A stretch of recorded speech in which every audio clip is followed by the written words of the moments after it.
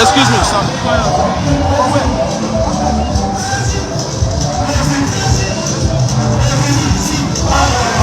The general is here alive. In Imo State.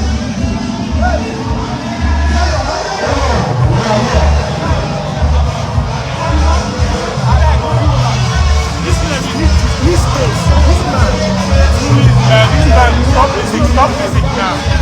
Stop music now, this man.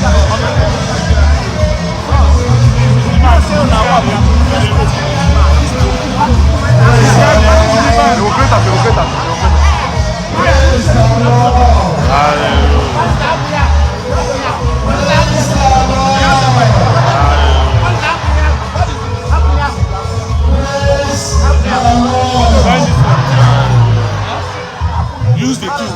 Use the tool.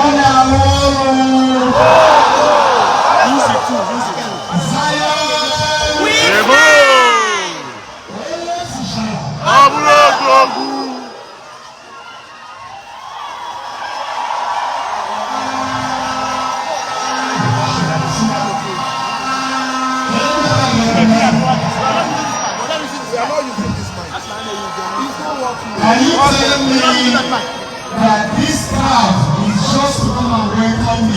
Yes, sir!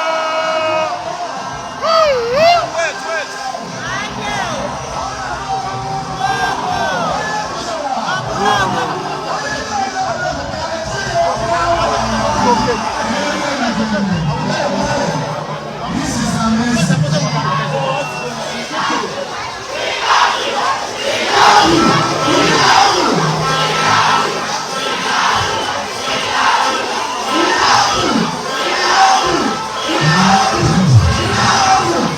Nwoke bụ n'ọkụ.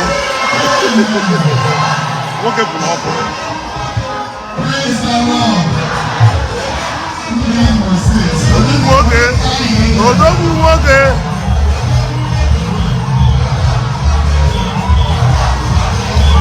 Odogwu nwoke. Odogwu nwoke. Odogwu nwoke. Odogwu Igwe baya. Odogwu nwoke. Odogwu nwoke. Odogwu.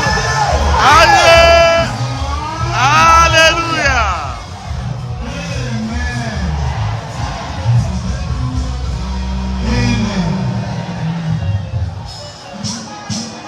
You know what? Liberation have come to not just Imo State, but Finland. Amen.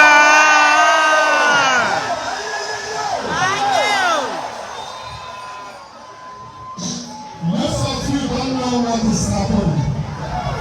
This is a divine mandate and divine plans. God wants something to happen in this land.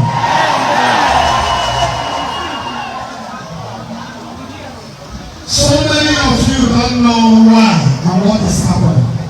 But before Sunday, many people will no longer recognize you.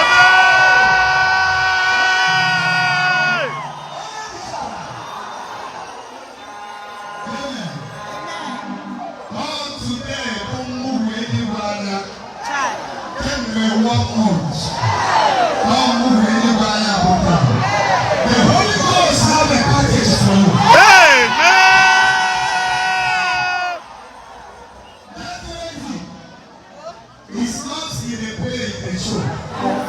That thing you're watching on television is going to happen in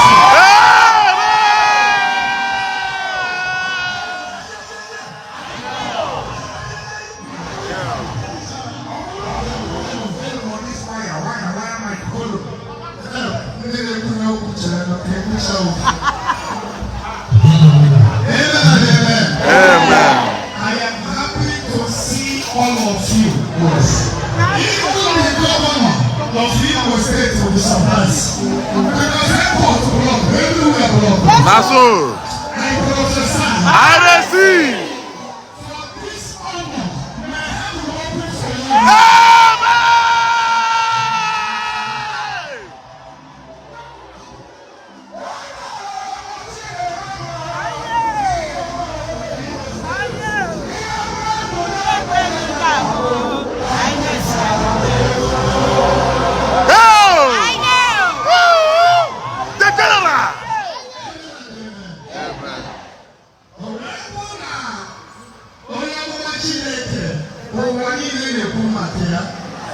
Racing Ali, racing Moses.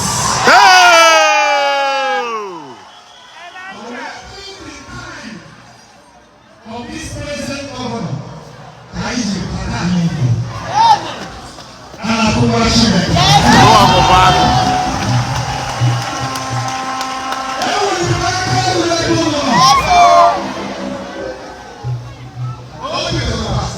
What I see, the Lord has promised me a lot of things.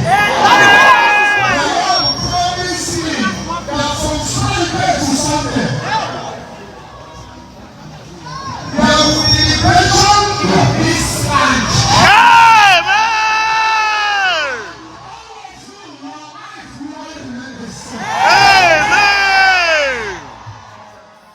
So when you go home now,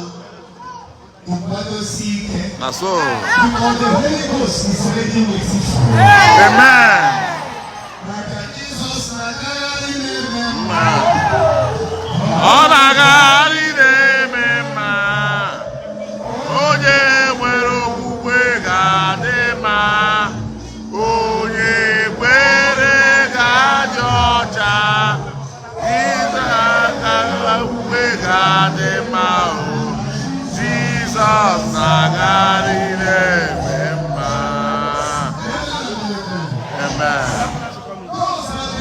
Jesus,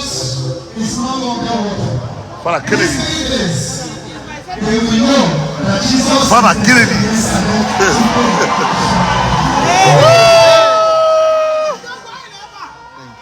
Oh, sorry, sir. Hey, uncle. You can start. You are free to start. Amen. Amen.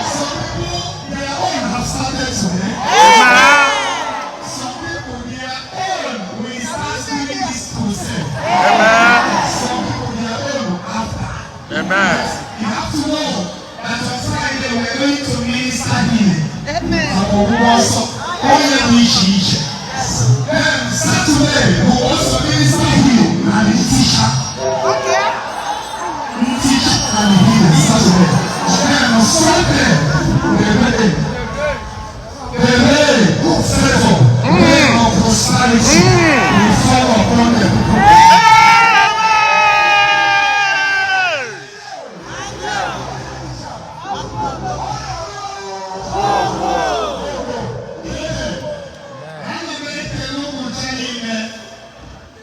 It's not easy. Look at uncountable thousands of people. The world of Shiraka.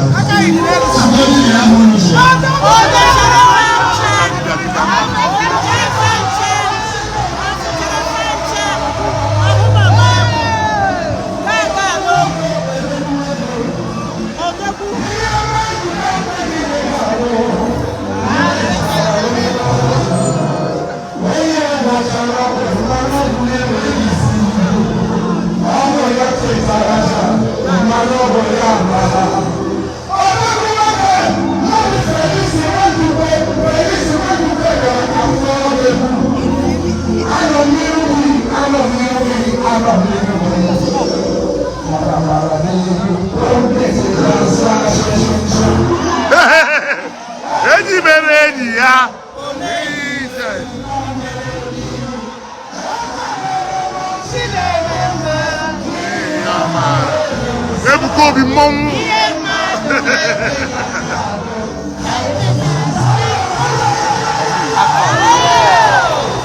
Ebuka obi mmọnwụ.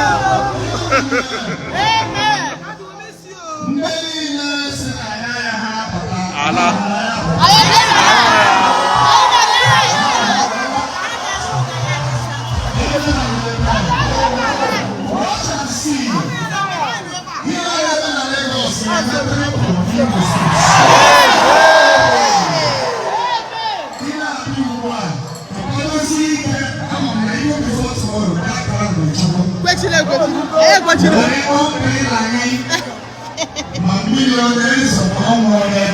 That's all. Amen. The Spirit promised me that there will be visitation in people's family. Marching my neck here in Imo State.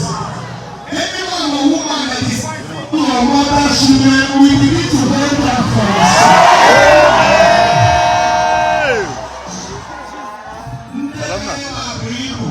First of all, I thank all the members of Imo State, especially the states in the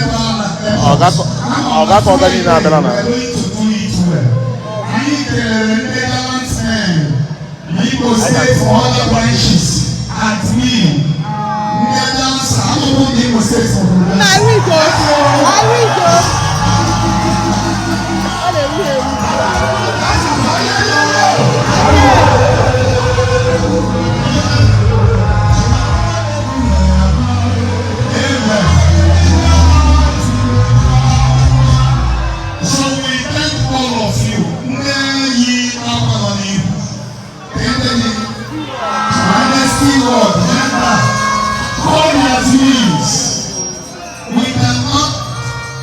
Forgot to take the 100 days committee.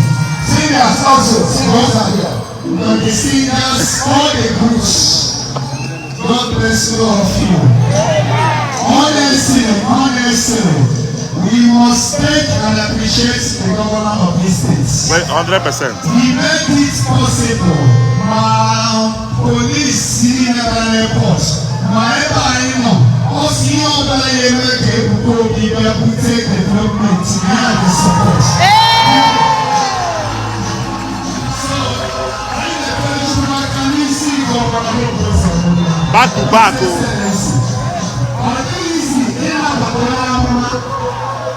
Even yesterday,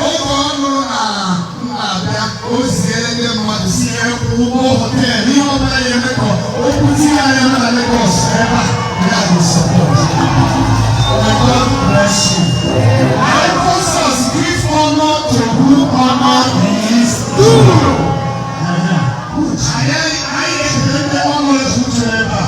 CSI, the final sister.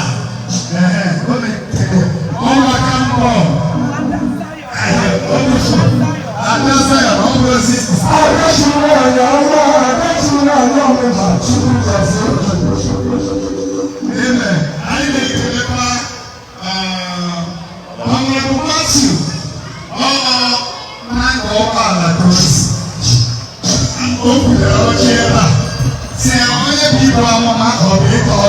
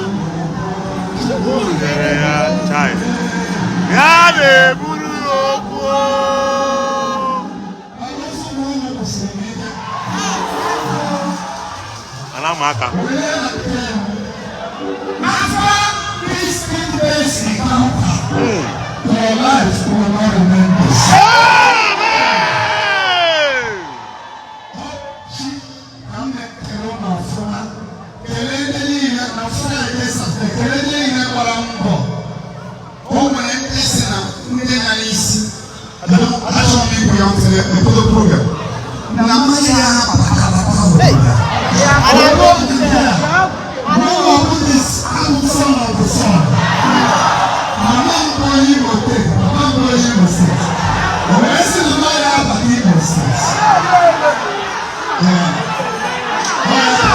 One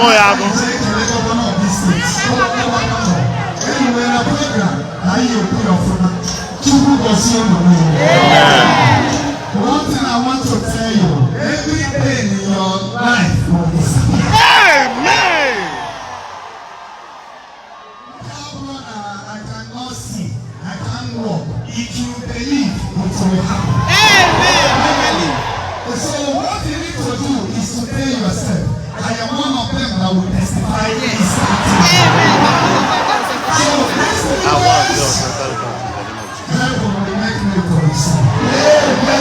The Holy Ghost is already waiting for you.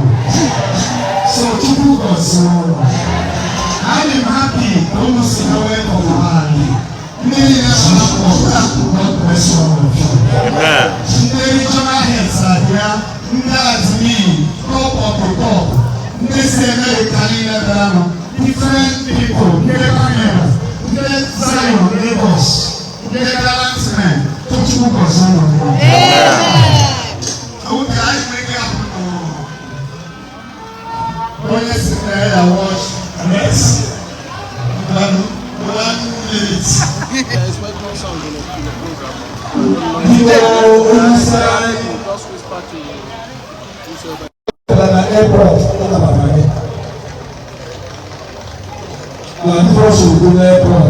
I know. But I will not try.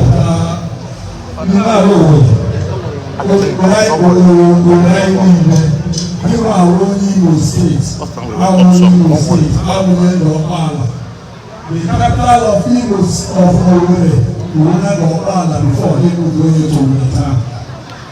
We are there. We cannot be there. No Opala, we see soon. If I are there, in the next 2 days, there is in Opala. And another day, the Zion ground. So, as a representative of the people, I will be another target. Now I say, no. Chile, the line number, they prepare it for the number. And by your comment, it will stay to be implemented. So, I don't shall now another target. I want to know all the world. I am one and go to so that and I mean, you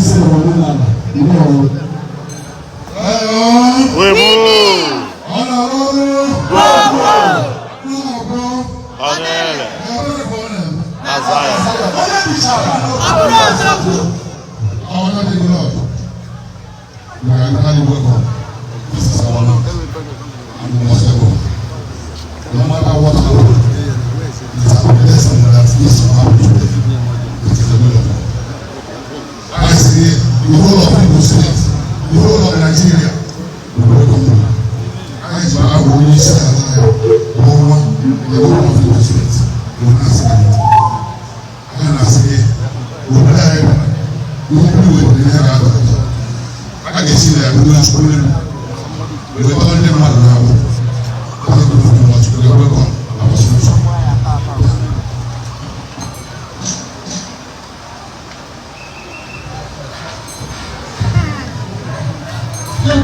I tell you, oh, the device is not just. So, thank you for this. I appreciate. The Bible says, wherever you go, if they welcome you, give them your blessings. But if they don't welcome you, clean the dust of your shoes. He was going to welcome us. They are not sure that's in their back. What Muhammad don't worry, I am aware of now. We could say, why the motive here? Thank you. Thank you. Thank you. Thank you.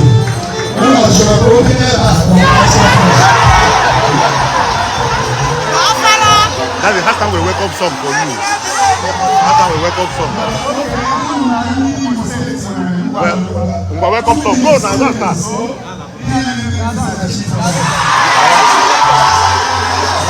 Gazi, what's up, bro? Happy to see you.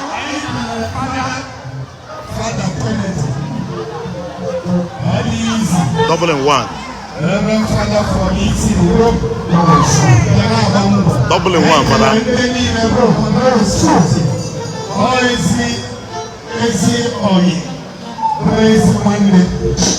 Thank you. Daddy.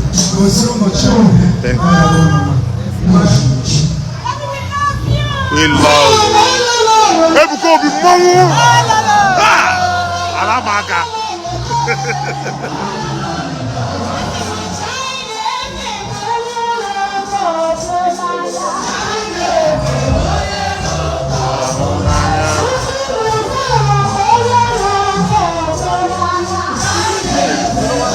Ya, betul apa tu?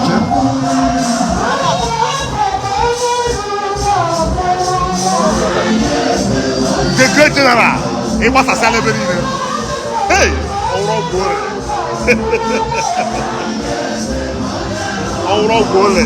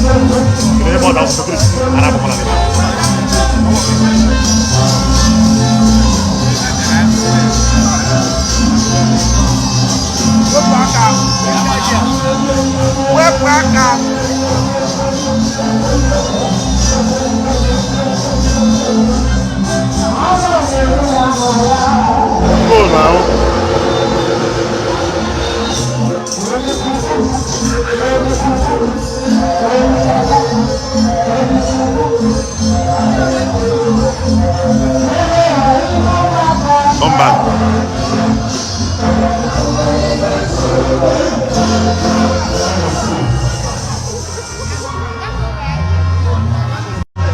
The general. Everybody celebrate everywhere. We take it a day, baby.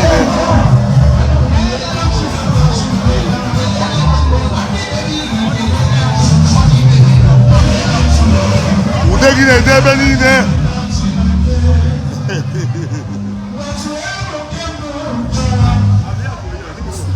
They are the Debenine. Adam Nubu, Big Mommy. I'm loyal, man.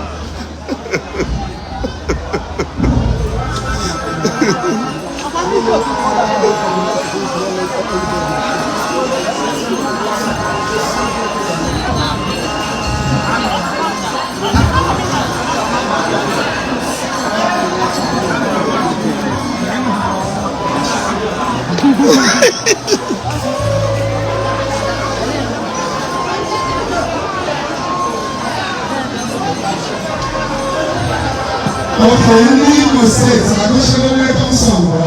Hello. Arab. Can you see them? All your blood, your mother.